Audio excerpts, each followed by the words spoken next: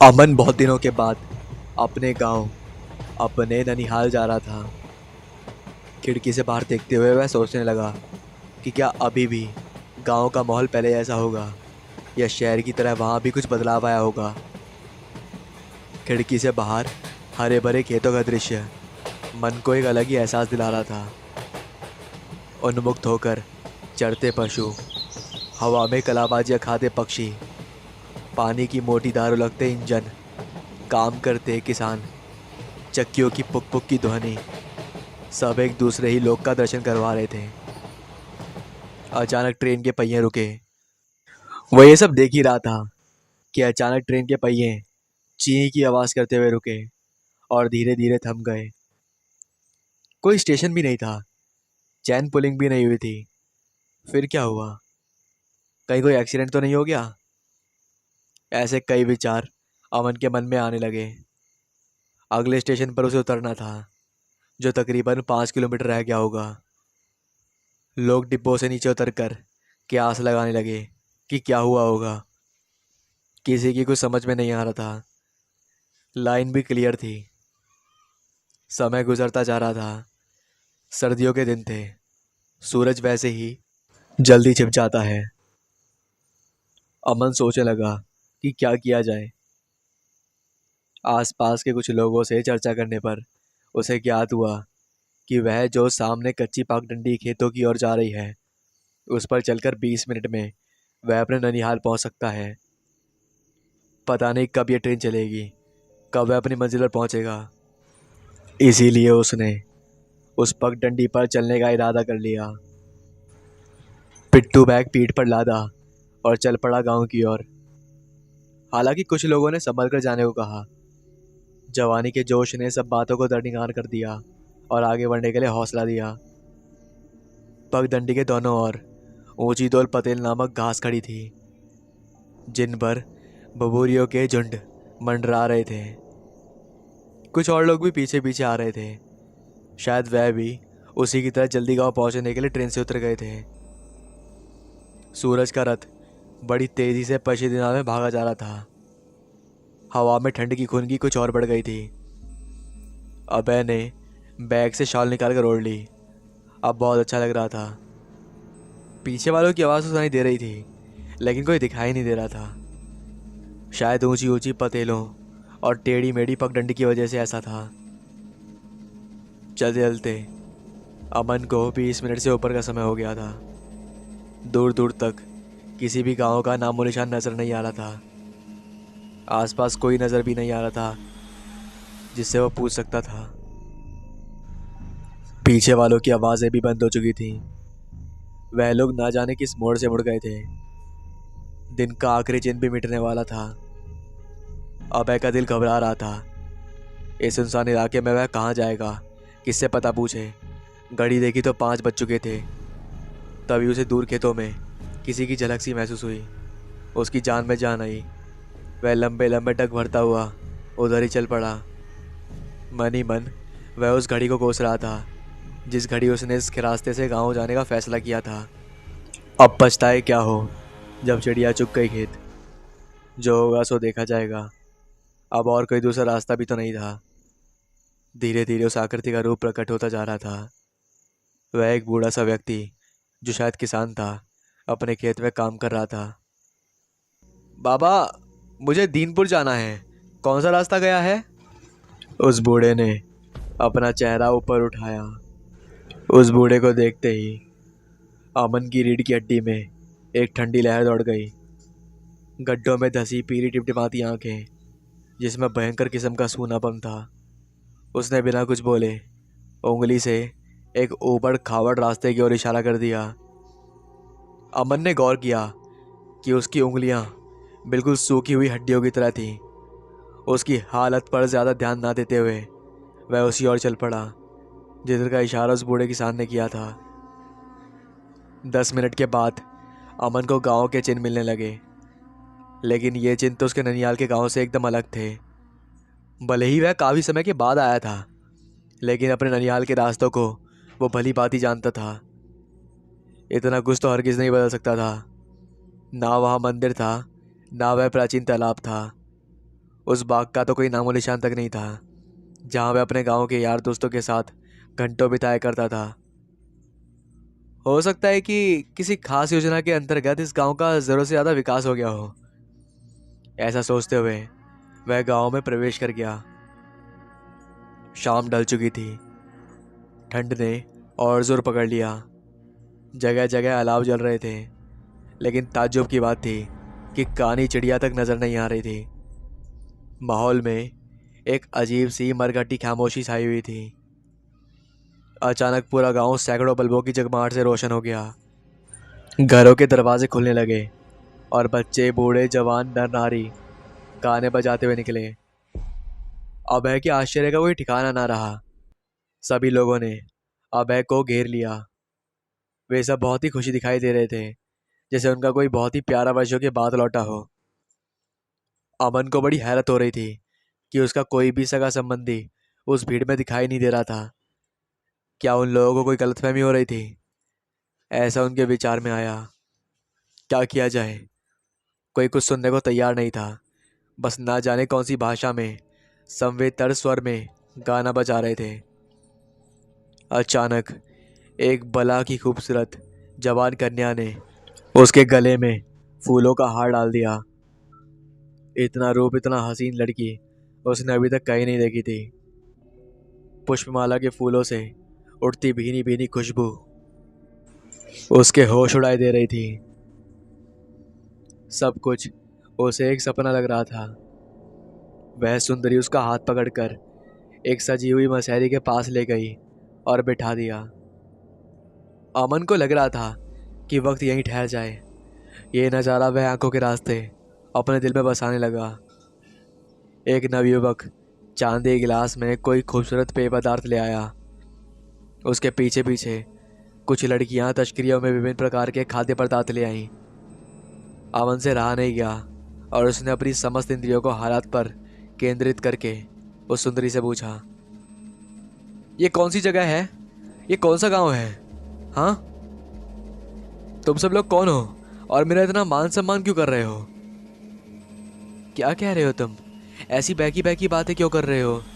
हाँ सूरज, सुंदरी ने अपनी बड़ी बड़ी झील सी आंखों से अमन की आंखों में डालते हुए कहा। सूरज? कौन सूरज? अरे मेरा नाम अमन है। आपको जरूर कोई गलतफहमी हुई है। मैं तो दीनापुर आया था, अपने ननिहाल, मगर ये तो दीनापुर नहीं है। बताती क्यों नहीं है? ये कौन सा गांव है? बताते हैं, थोड़ा सब्र तो रखो। लो, थके आ रहे होंगे, इतनी दूर से पैदल चलकर आ रहे हो, पहले कुछ खा पी लो। सुंदरी ने बड़े प्यार से मुनहार से एक गिलास अमन की ओर बढ़ाया। अमन को वाकई बहुत तेज प्यास लगी थी, तो उससे रहा ना गया। ठंड के मौसम में वैसे भी जंटकरानी बहुत तीव्र हो जाती है। ऊपर से वह हसीना इतनी नाजोदा से कह रही थी कि अमन ना कर पाया। उसने गिलास अमन के सूखे होठों से लगा दिया। लाजवाब, ऐसे बेमिसाल स्वाद और सुगंध से भरपूर शरबत मैंने कभी नहीं पिया। वह एक ही सांस में गटगट पूरा गिलास पी गया। अब उसकी जान में जान आई थी। एक अद्भुत तरावट और ताजगी का एहसास उसे अपने भीतर महसूस होने लगा। मगर उस सुंदरी के समीप्य की चाहत उसके होश उड़ा दे रही थी। बुद्धि के ऊपर भाव हावी हो रहे थे।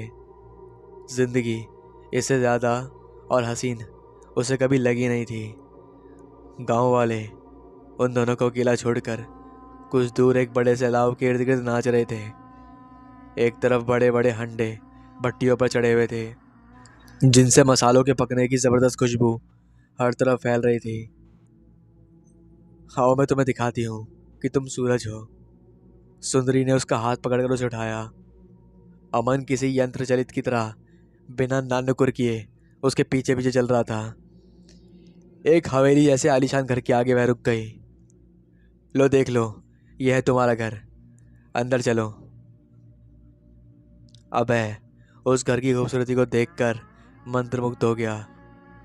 उस सुंदरी ने एक नवयुवक को उस घर के दरवाजे पर लगे ताले को खोलने के लिए कहा। ताला खुलने के बाद दोनों ने भीतर प्रवेश किया। बड़े से हॉल में ऐशो आराम के सभी साधन मौजूद थे। अमन उस गांव में इतना सब कुछ देखकर भौचक्का रह गया। क्या ये सब मेरा है? उसे कुछ याद नहीं आ रहा था। इन्हीं सवालों में वो फंसा हुआ था और वह सुंदरी के पीछे भी चल रहा था। उस कमरे में एक से एक बढ़कर सुख साधन मौजूद थे। एक बड़ा सा आपनूमी और बड़ी ही वाहियात रंग का पलंग सामने नजर आया, जिस पर रात सी ठाट बाट वाला गद्दा बिछा हुआ था। दीवारों पर उसकी खुद की अलग अलग मुद्राओं में फोटोज थी। अमन ये सब देखकर हिल चुका था। उसे कुछ समझ नहीं आ रहा था। चक्कर गिननी की तरह वो घूम रहा था। उसे लगा कि वह चक्कर खाकर गिर पड़ेगा। उसने सुंदरी के कंधे पर अपना सिर टकरा दिया। क्या हुआ सूरज? तबीयत ठीक नहीं लग रही है?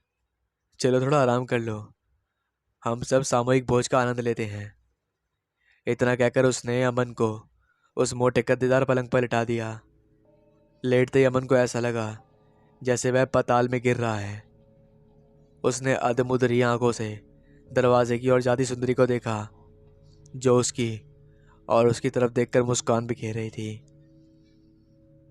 अमन ने उस दृश्य को अपनी आंखों में बंद कर लिया और गहरी नींद में डूब गया। चेहरे पर पड़ती तेज धूप से अमन की आंखें खोली तो खुद को वॉशिंग लाइन पर पाया। इतना नशा क्यों करते हो भाई? ट्रेन प्लेटफॉर्म से खाली होकर वॉशिंग लाइन पर भी आ गई और तुम्हें कुछ होश भी नहीं है। सफाई कर्मचारी सामने खड़ा था। अमन हड़बड़ाकर खड़ा हो गया और हुबड़ों की तरह चारों ओर देखने लगा। आंखें मलते हुए उसने अपना बैग उठाया और नीचे उतरने लगा। तभी उसने देखा कि उस बूढ़े सफाई कर्मचारी के हाथों की उंगलियां एकदम हड्डी जैसी थी।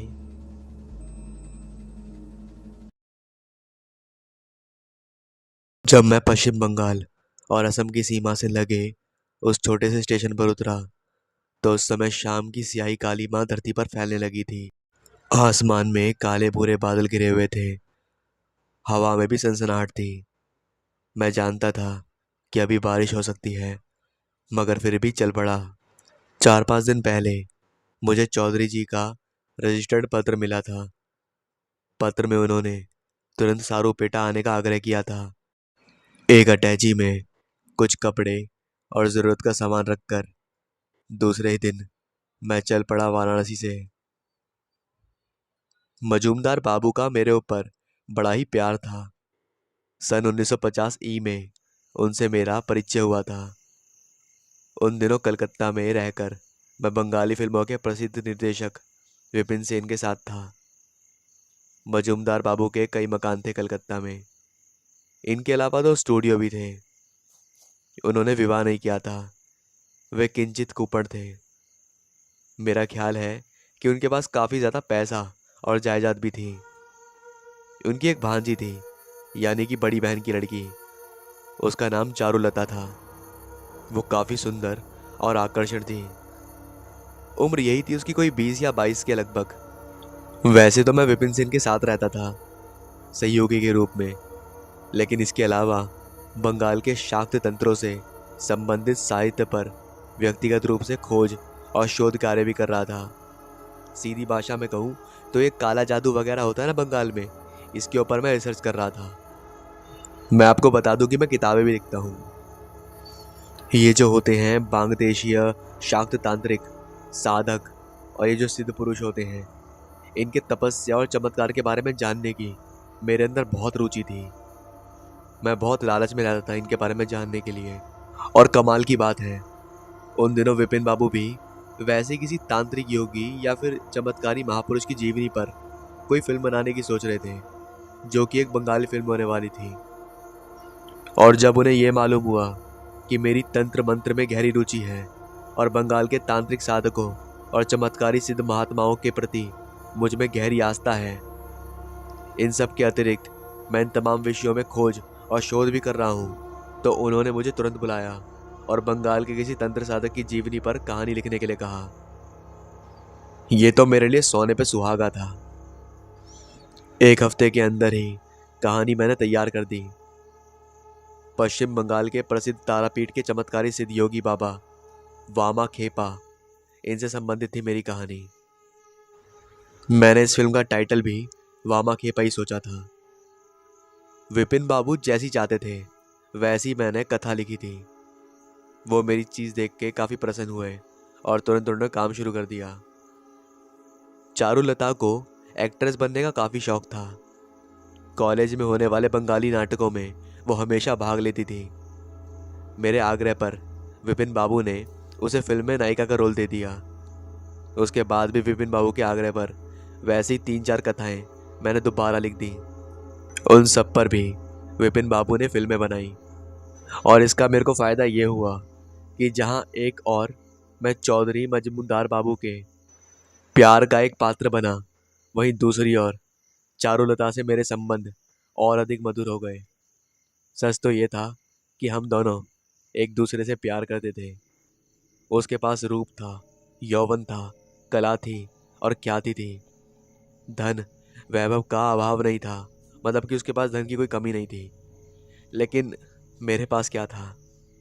सिवाय साहित्य की थोड़ी बहुत पूंजी के मेरे पास कुछ नहीं था। मगर चारुलता मेरे बारे में अच्छे से जानती थी, लेकिन वो ये भी जानती थी कि उसकी सफलता का जो कारण है वो मैं ही हूँ। इसलिए वो मुझसे सच्चा प्यार करती थी। लेकिन हम दोनों के रिलेशन कई दिनों तक नहीं चले। अचानक विपिन बाबू का देहांत हो गया और मुझे कलकत्ता छोड़कर नौकरी के सिलसिले में दिल्ली जाना पड़ा। चारुलता से अब मेरी चिट्ठियों से बातें होने लगी। चौधरी मजूमदार जी भी मुझे कभी कभार पत्र लिखते रहते थे। बाद में वो चिट्ठियों का आना जाना भी छूट गया। ऐसा लगा कि बाप बेटी दोनों भूल गए मुझे। दोनों में से किसी को भी सुध नहीं रही मेरी। इस बात को बीते अब पूरे 20 साल हो गए। अब कहानी प्रेजेंट में आती है। काफ़ी लंबे समय के बाद जब मुझे अचानक चौधरी मजूमदार बाबू का वो रजिस्टर्ड पत्र मिला तो एक बार की चौंक पड़ा मैं।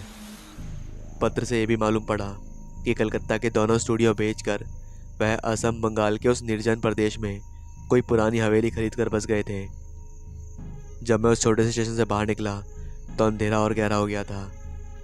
वहाँ से सारूपेटा के लिए एक पतली पथरीली सड़क गई थी।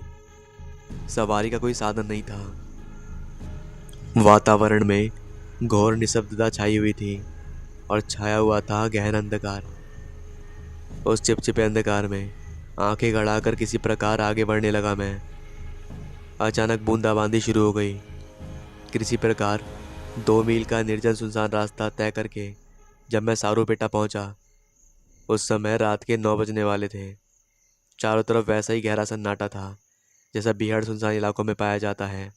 जो बूंदाबांदी चलते समय शुरू हुई थी वह अब जोरदार बारिश में बदल गई थी। वहां पर बस मुझे जंगल के वनस्पतियों की बदबू आ रही थी। बारिश से बचने के लिए मैं एक झोपड़ी नुमा दुकान के छज्जे के नीचे खड़ा हो गया। सोचा था कि बारिश थमने पर हवेली का पता लगाऊंगा। तभी किसी ने अचानक मेरे कंधे पर हाथ रखा। आप शर्मा है ना? उस आवाज को मैंने पहचान लिया। ये चौधरी मजूमदार जी थे। उनके एक हाथ में छाता था और दूसरे हाथ में थी लालटेन। अपनी अटैची जमीन पर रखकर मजूमदार बाबू से लिपट गया मैं। पूरे 20 साल बाद हम मिले थे। कितनी ही बातें हम करने को बेताब थे, मगर जब मैंने उनकी ओर देखा तो अचानक अवाक होकर देखता ही रह गया। कितने बदल गए थे मजूमदार बाबू। उनका हट्टा कट्टा शरीर कंकाल हो गया था। सिर के बाल बिल्कुल झड़ गए थे और उनके चेहरे पर झुर्रियां पड़ गई थी। उन्हें देखकर अचानक मुझे विश्वास नहीं हुआ कि ये वही मजूमदार बाबू थे जो कलकत्ता में शान शौकत की जिंदगी व्यतीत करते थे और जिनकी गिनती कलकत्ता के रईसों में होती थी। आपकी तबीयत तो ठीक है मजूमदार बाबू? वह हंसकर मेरी तरफ बोले। पिछली साल तक तो मैं बिल्कुल ठीक था शर्मा जी, लेकिन अब डर और आतंक ने मेरा खून चूस लिया है। कैसा डर? अरे वही सब तो बताने के लिए मैंने तुम्हें यहाँ बुलाया है। चलो हवेली में चलकर बातें करते हैं। बाहर की तरह हवेली के भीतर भी अंधेरा था। सामने वाला कमरा काफी लंबा चौड़ा था। आंखें गड़ाकर देखने पर भी उस बड़े कमरे में रखी बड़ी बड़ी कुर्सियां और मेजों का केवल आभास होता था। कीचड़ से भरे रास्ते में झोपड़ियों को पार करके पत्थर के जिस विशाल चबूतरे से होकर हम जिस कमरे में आए थे उसकी सीढ़ियां भी टूट गई थी। उनका एक एक पत्थर टकमगा रहा था। मुझे एक कुर्सी पर बिठाकर मजूमदार बाबू बोले, तुम यहीं बैठो शर्मा, मैं अभी आया। बाहर हवा का वेग बढ़ रहा था। पता नहीं कहाँ से हवेली के भीतर हवा घुस रही थी और एक अस्पष्ट रुदन की सृष्टि कर रही थी। वह विचित्र आवाज सुनकर कोई भी व्यक्ति पसीने पसीने हो जाता। मैंने उनकी ओर देखना चाहा, मगर उसके पहले ही हाथ में लालटेन उठाए मजूमदार बाबू चले गए और जब वापस लौटे तो उनके हाथ में चाय की ट्रे थी। आप कहाँ चले गए थे चौधरी साहब? मैं चाय बना रहा था। चाय पीकर फिर मैंने पूछा, आप किस डर और आतंक के बारे में बात कर रहे थे? किसी ने आपको धमकी दी है क्या? कौन है वो आदमी? अरे ऐसी कोई बात नहीं है। दरअसल मैं बहुत ही भयानक चक्कर में फंस गया हूँ शर्मा जी। मैं अफसोस कर रहा था आपको कैसे बताऊं। कैसा चक्कर, आप बताइए मुझे। इसके बाद चौधरी साहब जरा देर चुप रहकर उन्होंने बोला, तुमने तंत्र मंत्र इन सब में बहुत खोज करी है। शायद ये जो शरीर से बाहर आने वाली जो शक्तियाँ होती हैं इनके बारे में कुछ सुना पड़ा भी होगा, है ना? हाँ हाँ, अवश्य करा है। आपका मतलब प्रेत आत्माओं से तो नहीं है? तभी हवा का एक झोंका कमरे के अंदर सिरहन बढ़ा गया। पानी फिर जोर से बरसने लगा था। हवा भी बहुत तेज हो गई थी।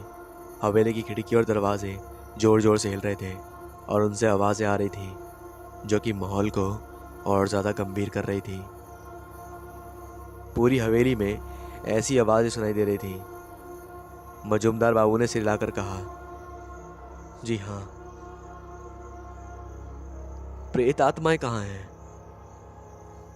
मजूमदार बाबू ने बताया कि वह हवेली प्रेतग्रस्त थी। कलकत्ते के शोर शराबे से दूर एकांतवास के लिए उन्होंने वह हवेली केवल 20,000 रुपये में खरीद ली थी। हवेली में 40 कमरे और 16 बारातियाँ थीं। बीच में काफ़ी लंबा चौड़ा तहखाना था जो ना जाने कब से बंद पड़ा था।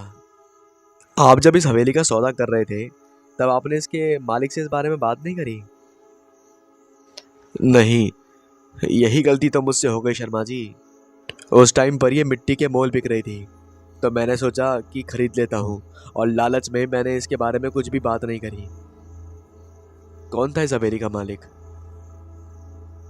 इस हवेली का मालिक था चूड़ामणि सान्यालय। वह अब यहाँ नहीं है। हवेली बेचकर ना जाने वो कहाँ चला गया। आपने अपने पत्र में तो किसी राजतांत्रिक के बारे में कहा था। हाँ शर्मा जी, उस राजतांत्रिक का नाम था कापालिक भैरव चंद्र। यह सुनते ही मैं चौंक पड़ा। भैरवानंद कामपालिक का नाम सुनकर मुझे बहुत अजीब लगा। मुझे जाना पहचाना सा लगा ये नाम।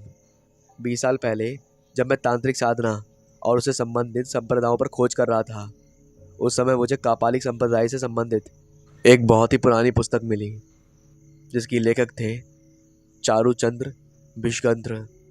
चारूचंद्र पश्चिम बंगाल के प्रसिद्ध विद्वान और तांत्रिक थे। उन्होंने अपनी उस पुस्तक में कापालिक की चर्चा करते हुए भैरवानंद कापालिक के संबंध में लिखा था कि वह एक भयानक पिशाच इंद्र कापालिक है जो सारे भूत प्रेत सारी शक्तियों को वश में करके उनसे गलत काम भी करवाता है। राज परिवार की अनेक युवतियों को अपनी भैरवी बनाया था उन्होंने और ज़रूरत पड़ने पर उन भैरवी यानी कि उन राज परिवार की लड़कियों को काट कर उनकी बलि भी दे देता था। वह अपनी साधना सिद्ध करने के लिए कुछ भी कर सकता था, कुछ भी। थोड़ा रुक कर मजूमदार बाबू ने आगे बताया कि लगभग 100-125 साल पहले इस इलाके के तालुकदार थे राधा मोहन राय। सन 1897 में उन्होंने अंग्रेजों की बड़ी मदद करी थी और उसी के बदले अंग्रेज शासकों ने उन्हें जागीरदार की उपाधि दी थी। राधा मोहन राय को पैसों की बिल्कुल भी कमी नहीं थी। वो एक अय्याश तालुकदार थे। बस हाँ, उनके पास कमी थी तो एक पुत्र की। उनकी पत्नी का नाम था मणिमाला देवी। पति पत्नी में जमीन आसमान का अंतर था। राधा मोहन राय जितने बड़े नास्तिक और विलासी थे, उससे अधिक धर्मगुरु और सात्विक जीवन जीने वाली मणिमाला देवी थी। वो काली की उपासिका थी। हवेली के भीतर ही मंगलाकारी का मंदिर बनवा रखा था उन्होंने। उनका अधिकतर समय मंदिर में पूजा पाठ और ध्यान साधना में गुजरता था। नवरात्र में अखंड व्रत रखकर बड़े धूमधाम से वो दुर्गाष्टमी मनाती थी। हर बार की तरह उस साल भी बड़े धूमधाम से दुर्गाष्टमी मनाया जा रहा था। प्रातःकाल का समय था। मंदिर में मंगलकारी की भव्य मूर्ति के सामने मणिकल्ला बैठी हुई थी। जय शिव शंकर महादेव, बम बम बम, ये आवाजें लगाते हुए लाल वस्त्र पहने, हाथ में खप्पर लिए एक जटाजूटी सन्यासी जो कि पंचमुखी शंख बजा रहा था, वो वहां पर तनकर खड़ा हो गया। शंख की आवाज सुनते ही मणिमाला देवी का ध्यान भंग हो गया। वे दौड़कर बाहर आई। सन्यासी बार बार शंख बजा रहा था। दिव्य आवा भी उसके मुख पर, लंबी चौड़ी देह, लाल लाल आंखें, माथे पर लाल तिलक। मणिकाला देवी ने उन्हें लेटकर प्रणाम किया। तुम समझ गए होंगे, वह सन्यासी कोई और नहीं, भैरवनंद का पालिक ही था। उसने कमंडल का जल उन पर छिड़क कर कहा, शांति शांति शांति, उठो रानी उठो। फिर हाथ पकड़कर मणिमाला देवी को उठाते हुए उसने कहा, मन को शांत रखो, मैं तंत्र साधक हूँ, देवी का आदेश पाकर यहाँ आया हूँ। यह हवेली मुझे दान कर दो, तुमको संतान की प्राप्ति होगी। भैरवानंद की वेशभूषा और पर्सनैलिटी को देखकर मणिमाला देवी आकर्षित हो गई थी और संतान प्राप्ति की बात जब सन्यासी के मुख से सुनी तो तुरंत हाँ कर दी और हवेली दान में दे दी। राधा मोहन राय को जब यह बात मालूम हुई तो उन्हें खूब डांट फटकार लगाई, मगर उनकी जिद के सामने अंत में उन्हें झुकना ही पड़ा। हवेली दान कर दी गई कापालिक भैरवनंद को। मणिमाला देवी को पूर्ण विश्वास था कि जो भी भैरवनंद जी कह रहे हैं वो सही करेंगे। वह नित्य श्रद्धा और आस्थापूर्वक पूजा की सामग्री लेकर हवेली में जाती और घंटों पूजा अर्चना करती, कथा और प्रवचन सुनती। कापालिक जी कथावाचक भी थे तो कथा भी सुनाते थे। कभी कभी तो पूरा दिन निकल जाता था हवेली में। रात जब थोड़ी गहर हो जाती तब मणिमाला देवी हवेली के बाहर निकलती। उस समय उनकी आंखें लाल रहती और चलते चलते पैर लड़खड़ाते होते। मणिमाला देवी तीसरी पत्नी थी। संतान की लालसा के वशीभूत होकर राधा मोहन राय ने एक के बाद एक 3 शादियां की थी। पहली 2 पत्नियां भी साथ ही रहती थीं, मगर सर्वाधिकार था मणिमाला देवी का। सब चीज की मालकिन वही थी। वह सुंदर और आकर्षक थी। उम्र भी यही कोई उनकी 30 के आसपास थी, लेकिन देखने में 20 या 18 से कम नहीं लग रही थी। कुछ ही दिनों बाद एक हैरान कर देने वाली घटना हुई। वह क्या था कि मणिमाला देवी तो नहीं बल्कि मजली रानी, जो बीच की रानी थी, वो गर्भवती हो गई और यथा समय एक पुत्र को जन्म दिया उन्होंने। ये देखकर राधा मोहन राय की खुशी का ठिकाना ना रहा। राधा मोहन राय ने पुत्र जन्म का उत्सव बड़ी धूमधाम से मनाया। हजारों गरीबों को भोजन कराया और उन्हें खैरात की गई। ब्राह्मणों को भी दान दक्षिणा दी गई। कापालिक को तो विशेष रूप से सम्मानित किया गया।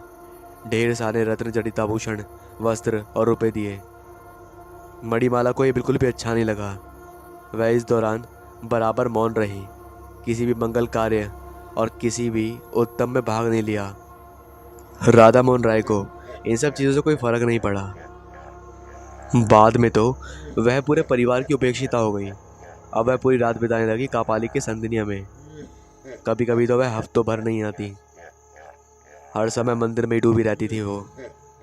कापालिक को उन्होंने अपना गुरु मानकर अपना तन मन सब कुछ अर्पित कर दिया। और एक टाइम ऐसा आया जब कापालिक ने उन्हें अपनी भैरवी बना लिया। 3-4 साल तक तो सब कुछ ठीक था, मगर एक रात मणिमाला देवी अचानक गायब हो गई और उसके कुछ ही दिनों बाद उस कापालिक ने भी समाधि ले ली। बाद में राधा मोहन राय का पूरा परिवार भी धीरे धीरे समाप्त हो गया। चिराग जलाने वाला भी कोई नहीं बचा। कहने की आवश्यकता नहीं, तब से अब तक यानी पिछले 100 साल से यह हवेली वीरान पड़ी है। शर्मा जी, लोग बताते हैं कि जो भी इस हवेली में रहा 1 साल भी जी नहीं पाया। इस हवेली में मौत हमेशा तांडव करती है। तब मैंने उनसे बोला, मेरे ख्याल से आप साइंस के विद्यार्थी हैं, आपका दिमाग वैज्ञानिक रहा है, लेकिन अब लगता है कि आप फालतू बातों के चक्कर में पड़ गए हैं। ठीक ठीक बताइए, माजरा क्या है? मेरी बातें सुनकर वह विचलित स्वर में बोले, तुम अब चाहे जो कहो शर्मा जी, लेकिन अब विज्ञान पर से मेरा विश्वास टूट चुका है। अच्छा, वो क्यों? पिछले 100 सालों से मणिमाला देवी की अतृप्त आत्मा इस हवेली में भटक रही है और इसमें रहने वालों की निर्मम तरीके से हत्या कर रही है। देखो, यह है उसका चित्र। ये कहकर उन्होंने लालटेन उठाकर दीवार पर टंगे एक बहुत ही बड़े चित्र को दिखाया। मैंने चित्र को बड़े ध्यान से देखा। सचमुच अपने समय में बड़ी सुंदर, कमनीय और आकर्षित युवती रही होंगी मणिमाला देवी। लालटेन की पीली रोशनी में भी उनका भव्य राजसी व्यक्तित्व चमक दमक रहा था। गले में स्फटिक रुद्राक्ष की माला, चौड़े मस्तक पर लाल सिंदूर का बड़ा सा गोल टीपा और सुगंधित चंपी रंग की देह पर लिपटी हुई लाल रंग की चौड़े पाड़ की रेशमी साड़ी से स्पष्ट जाहिर होता था कि वह निश्चय ही उस कपाली की भैरवी रही होंगी। फिर भी मुझे सब कुछ बड़ा अविश्वसनीय लग रहा था। चौधरी साहब की हालत अब मुझे काफ़ी ज़्यादा दयनीय लग रही थी। मैं दोबारा उनसे बोला, आपने पहले कहा कि मणिमाला देवी गायब हो गई और अब आप कह रहे हैं कि उनकी अतृप्त आत्मा इस हवेली में 100 साल से भटक रही है। मेरी समझ में नहीं आया, आप कहना क्या चाहते हैं? लालटेन की ज्योति को तेज करते हुए मजूमदार बाबू बोले, गायब होने की तो अफवाह है शर्मा जी। सत्य तो यह है कि उस कल्पनिक ने बलि दे दी थी मणिमाला देवी की, और वह भी इसी हवेली में। आपको किसने कहा? शशिधर पुजारी ने। ये शशिधर पुजारी कौन है? इसी बस्ती में रहता है शर्मा जी। उसके दादा हलधर पुजारी राधा मोहन रॉय के खानदानी पुरोहित थे। वे इस बात को अच्छी तरह जानते थे कि मणिमाला देवी की बलि हवेली के तलघर में उस कपालिक ने अपनी किसी सिद्धि के लिए दी थी, मगर वह सिद्धि सफल नहीं हुई। फिर क्या हुआ? होगा क्या, उसी असफलता के कारण मणिमाला देवी की आत्मा मुक्त होने के बजाय प्रेत योनि में पहुंच गई और तभी से बराबर भटक रही है। हलधर पुजारी से देखा नहीं गया था रायवंश का विनाश, और वो विनाश किसी और ने नहीं, मणिमाला देवी ने ही किया था। वे इस बात से खूब अच्छी तरह परिचित थे।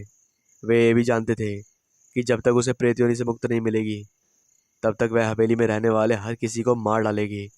इसलिए हरदर पुजारी कलकत्ता के काली मंदिर से एक प्रेत बाधा निवारण यंत्र अभिमंत्रित करा के लाए थे।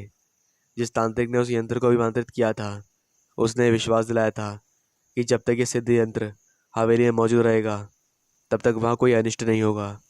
लेकिन शर्मा जी, तुम्हें ये जान के हैरानी होगी कि साल में 22 अगस्त को हवेली में किसी की मौत होनी निश्चित होती है, और उस रात ये सिद्ध मनुष्य गायब हो जाता है।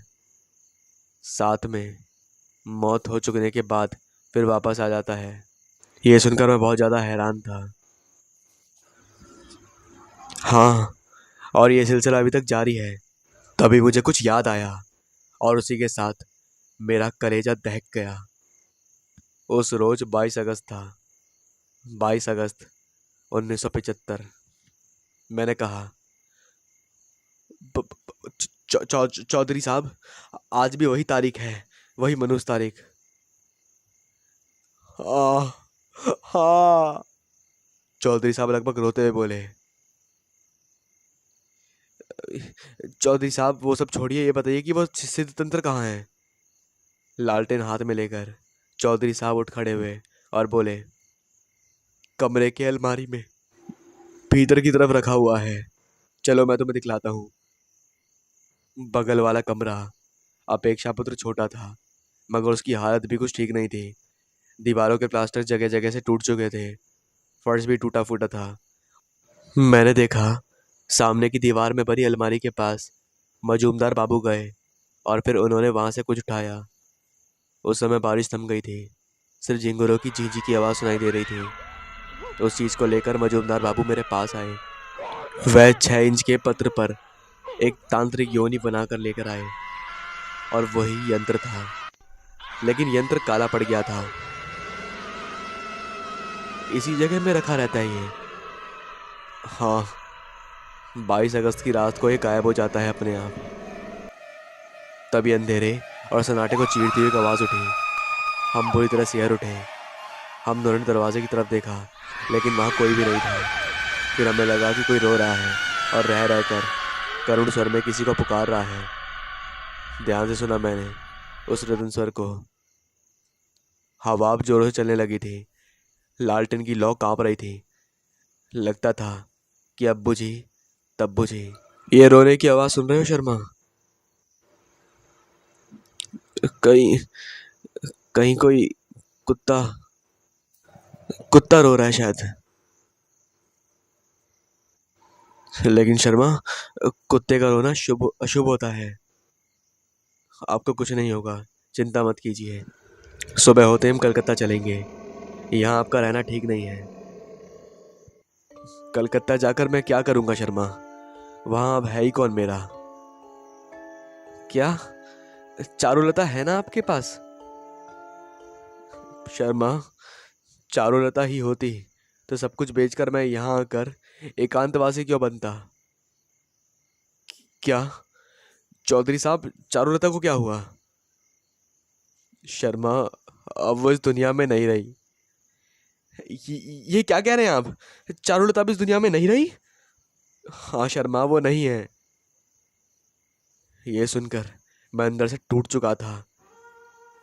और तभी बारिश फिर से शुरू हो गई। मैं स्थिर भाव दूरदृष्टि से तांबे के उस यंत्र को देख रहा था जो अभिमंत्रित किया गया था और जिसके बारे में दावा था कि जब तक ये हवेली में रहेगा कोई अनिष्ट नहीं होगा। लेकिन वह 22 अगस्त की रात को रहस्यमय ढंग से गायब हो जाता है और वापस भी आ जाता था। तभी सहसा मेरे भीतर कुछ कौंधा। चौधरी साहब की ओर देखकर मैंने कहा, मैं एक कप चाय और पीऊँगा यदि आपको परेशानी ना हो। परेशानी किस बात की है? स्टैब है, दूध भी रखा है। ठीक है चौधरी साहब, मैं यहीं बैठा हूँ, आप ले आइए। एक टूटी चिमनी लैंप को ले जाकर मजूमदार बाबू उसे मेज पर रखते हुए फिर बोले, मैं 5 मिनट में आया।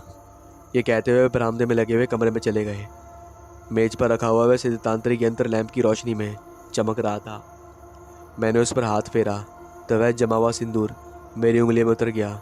मैंने उसे गौर से देखा तो मुझे उस यंत्र में कोई भी ऐसी पावरफुल बात नज़र नहीं आई जिसे देखकर मैं उसे चमत्कारी कह सकूं।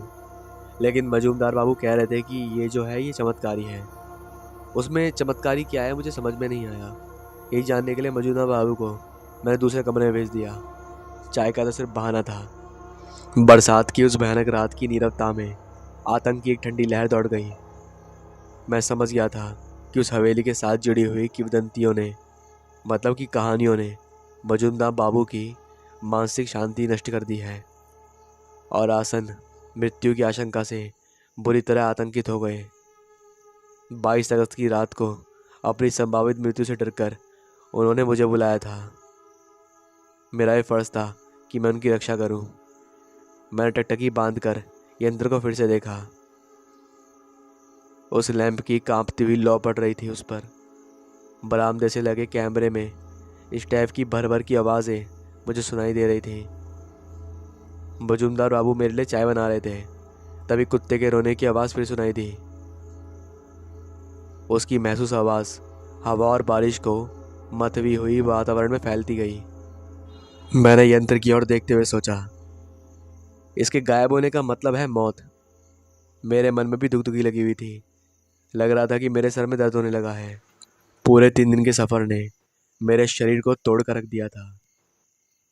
सोचा था कि मजूमदार बाबू के यहाँ पर पहुँचकर आराम करूँगा और मिलूँगा चारुलता से, लेकिन यहाँ तो भारी परेशानी मेरा इंतज़ार कर रही थी। उस पागल बना देने वाले वातावरण में पगलाए हुए मजूमदार बाबू की तरह मैं भी पागल होता जा रहा था। लैंप की मध्यम रोशनी में यह प्रसिद्ध तांत्रिक यंत्र वैसे ही चमक रहा था। उसे मेज पर से उठाकर मैंने अपने कोट की जेब में डाल दिया। हर साल 22 अगस्त की रात में यंत्र के अपने आप गायब होने पर इस हवेली में किसी न किसी की मौत हो जाती है। और अब ये यंत्र नहीं होगा। कम से कम 22 अगस्त की रात को तो गायब ही नहीं हो सकता, क्योंकि अब मैंने इसे अपनी जेब में डाल लिया था, कोट की जेब में। तभी चौधरी साहब कमरे में आए। चाय की ट्रे हाथ में ले हुए मजूमदार बाबू भीतर आए। मैंने कहा, माफ़ कीजिएगा, आपको बड़ी तकलीफ़ दे रहा हूँ, क्षमा कीजिए। अरे शर्मा जी, परेशानी तो दरअसल तुम्हें मैंने दी है। बनारस से आकर तुम ज़रा भी आराम नहीं कर पाए हो। अभी देखो। उनकी बात अधूरी रह गई। मैंने देखा, निगाहें दरवाजे पर टिक गई थी और चेहरा विवरण हो गया था। मेरी आंखें दरवाजे की ओर ही देख रही थी। क्या बात है चौधरी साहब? मैंने पूछा, लेकिन उन्होंने मेरी बात नहीं सुनी। सुनी भी तो उन्होंने बिल्कुल ही ध्यान नहीं दिया। वो सीधा दरवाजे पर ही देख रहे थे। उनकी देह सूख रही थी। वह आ गई है, वह आ गई है, मैंने सतर्क होकर कहा। कौन आ गई है? अरे वही वही आ गई है। चटाक की आवाज से वो प्याला टूट गया। डर और आतंक से मेरा सरवाम भी झुंझुना उठा। सूखे कंठ से मैंने कहा, वह तो कोई नहीं है मजूमदार बाबू, आप परेशान ना हो। मैंने कहा था ना वह जरूर आएगी। कहते हुए वह हवेली के भीतर की ओर भागे और कुर्सी, मेज, लैंप और मुझे धक्का देते हुए वह बगल के कमरे में घुस गए। मैं फर्श पर गिर पड़ा। किसी प्रकार मेज का सहारा लेकर मैं उठा और लगभग दौड़ता हुआ मैं भी घुस गया उस कमरे में। घोर हैरानी मुझे हुई। कमरे के दीवारों के प्लास्टर टूटे हुए थे। फर्श पर धूल और गर्द की मोटी परतें जमी हुई थी। लगा मानो सालों से उस कमरे में कोई आया ना हो। फर्श में नीचे जाने के लिए सीढ़ियाँ भी थी। निश्चय ही नीचे तहखाना है। मैं भी खड़ा इधर उधर देख ही रहा था कि तभी मेरे कानों के पास किसी महिला की हंसने की आवाज़ सुनाई दी। खून जमा देने वाली चीख की आवाज़ मेरे कानों में पड़ी, जो कि तहखाने से आई थी। और फिर सुनाई दिया उनका डरावना स्वर, जैसे गला दबा रहा हो कोई उनका। नीचे काफ़ी लंबा चौड़ा था तहखाना।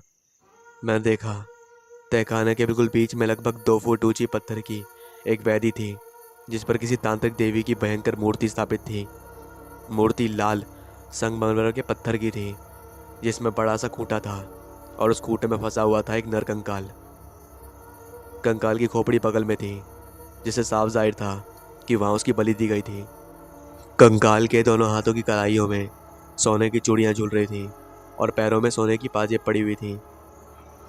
निश्चय ही वह रानी मणिमाला देवी का ही कंकाल था। ये समझते देर न लगी मुझे। उस कंकाल के पास ही मजूमदार बाबू फर्श पर पड़े बुरी तरह कांप रहे थे, जैसे किसी से बचाव की कोशिश कर रहे हों।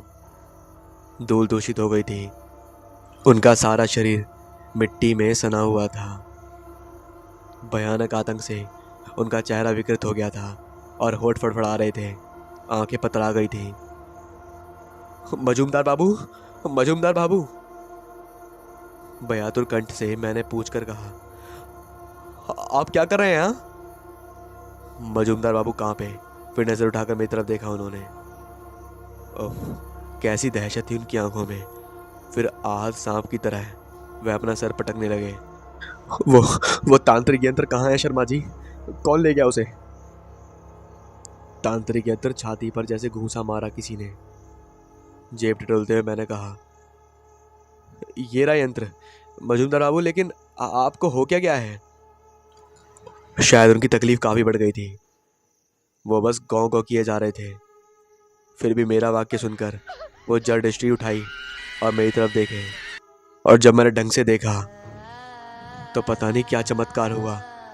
वो तांत्रिक यंत्र गायब हो गया मेरी जेब से। मुझे लगा जैसे मैं पागल हो जाऊंगा। मैं चिल्लाकर कहा, अरे यंत्र कहाँ गया? मैं तो जेब में रखा था।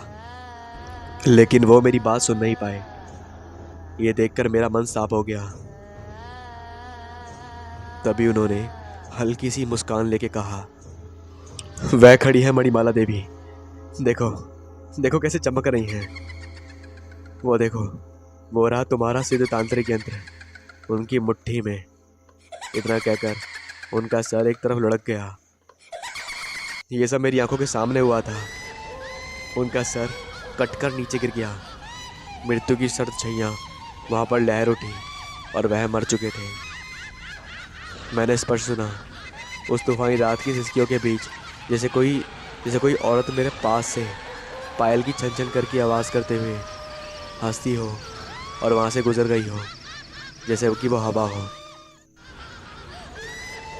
उसी के साथ वातावरण शांत हो गया।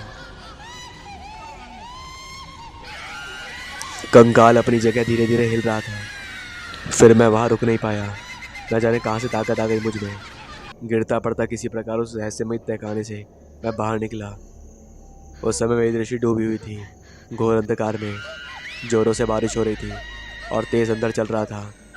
अंधेरे में टटोल कर अपनी अटैची उठाई मैंने और अंधी पानी की परवाह किए बिना तेजी से दौड़ता हुआ भागा वहाँ से। इस रोमांचकारी और अविश्वसनीय मगर सच्ची घटना को अब घटे लंबा अरसा बीत गया था, मगर जब कभी इसकी स्मृति जागृत होती है तो मेरा सारा शरीर सिर उठता है। ये 22 अगस्त हर 22 अगस्त को उस हवेली में किसी न किसी की बलि दी जाती है। अगर शायद मैं अकेला होता तो मेरी ही बलि चढ़ती। ये एक सच्ची घटना थी कलकत्ता की, जो मैंने आपको सुनाई। अब आगे बढ़ते हैं।